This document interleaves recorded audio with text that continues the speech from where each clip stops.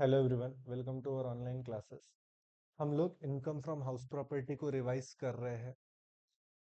तो समय का महत्व समझते हुए हम जल्दी जल्दी एक एक टॉपिक को रिवाइज करते चलते हैं, लेकिन उससे इम्पोर्टेंट है बेसिक वीडियो।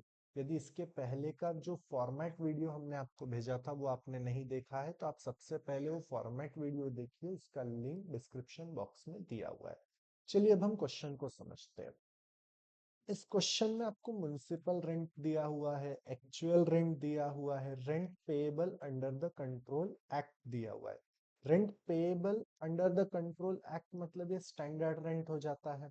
और rent payable for the similar house, भैया ऐसा ही कोई दूसरा घर लोगे तो 9,000 मतलब ये उसका फेयर रेंट हो जाता है।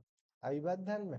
अब हमने क्या किया है, प्रसाद ने ये घर को लेट आउट किया है। लेट आउट मतलब रेंट पे दिया है, रेसिडेंटल पर्पस के लिए, मतलब रहने के लिए दिया है। ठीक है, तो आपको सबसे पहले तो फॉर्मेट पता रहना चाहिए। आप ऊपर हेडिंग लिखेंगे computation of income from house property for the assessment year 24-25। ठीक है, कई लोग इसको ऐसा भी लिखते हैं, इधर फाइनेंशियल ईयर लिख लेंगे अब 23-24, और इधर लिख लेंगे असेसमेंट ईयर 24-25।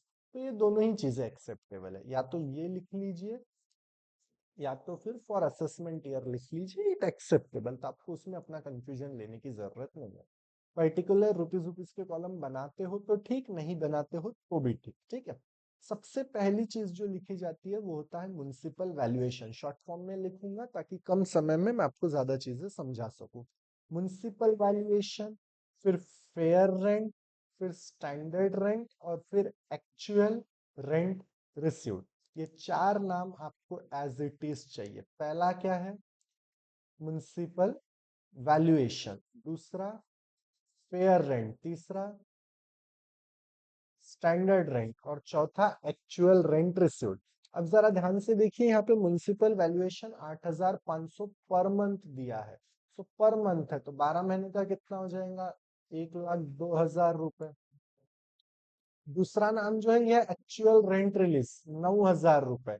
एक्चुअल रेंट हमने 9,000 रुपए कमाया है, 12 महीने का कितना हो जाएगा फिर, 1,08,000 रुपए। ये हमारा एक्चुअल रेंट है। उसके बाद में rent payable under the control act, ये स्टैंडर्ड रेंट है जो गवर्नमेंट ने डिसाइड किया है, 8,500 पर मंथ का। तो इंटू 12 कर लेंगे तो आपका स्टैंडर्ड रेंट निकल जाएगा 1,02,000। और लास्ट एक नाम है, इसी तरीके के दूसरे किसी घर में यदि आप किराए से रहोगे तो आपको 9,000 रुपए किराया देना पड़ेगा।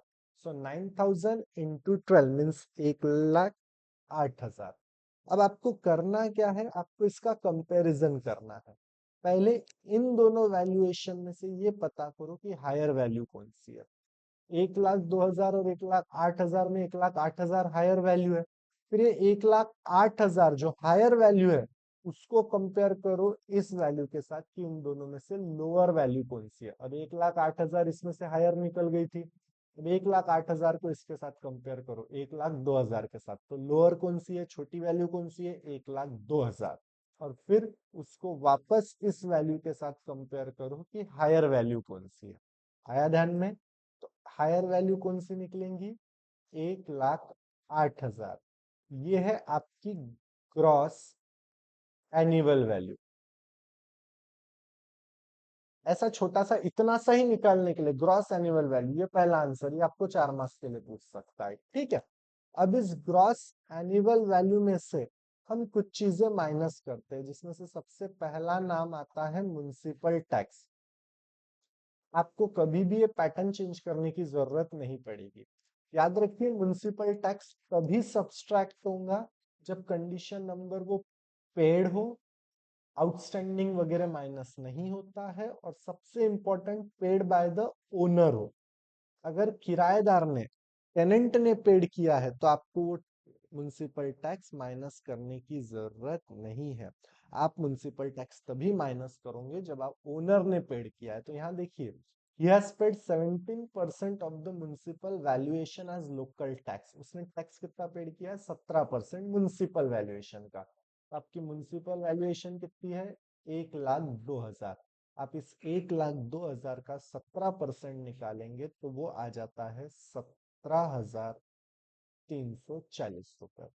ठीक है, अगर क्वेश्चन में अनरिलीज रेंट हो, अनरिलीज रेंट मतलब टेनेंट ने आपको कोई किराया नहीं दिया हो, तो ये आपको माइनस करना पड़ता है, लेकिन आज ही आपके क्वेश्चन में अवेलेबल नहीं है। तो फिर अब आप क्या करेंगे, 1,08,000 में से 17,340 रुपए माइनस कर देंगे, तो आपके पास जो वैल्यू बचेगा वो रहेगा 90,660 रुपीज। ये रहेगा आपका नेट एनुअल वैल्यू। अब इस एनुअल वैल्यू में से हम माइनस करते हैं स्टैंडर्ड डिडक्शन।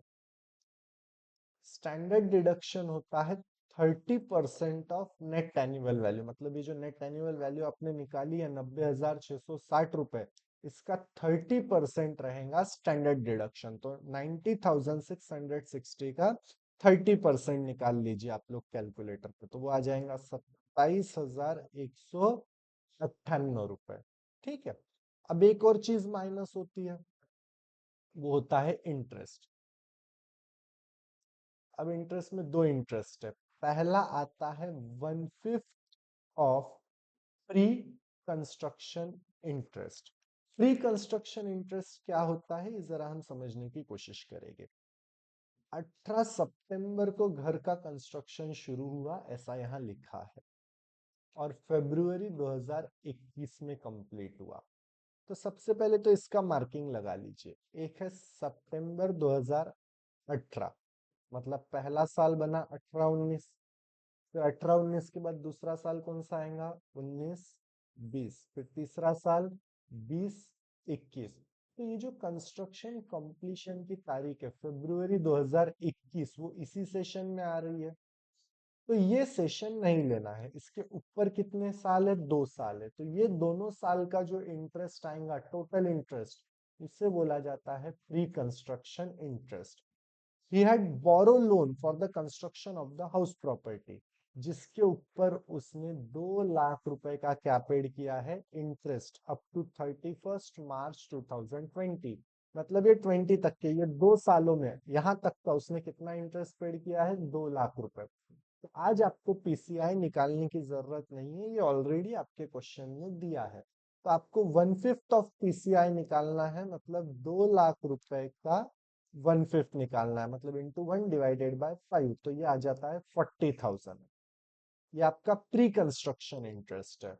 और फिर प्रीवियस ईयर इंटरेस्ट लिखा जाए कि आपने पिछले साल, मतलब जो आपका फाइनेंशियल ईयर है, उसमें कितना पेड किया। तो यहाँ लिखा है 50,000 as paid interest during the previous year.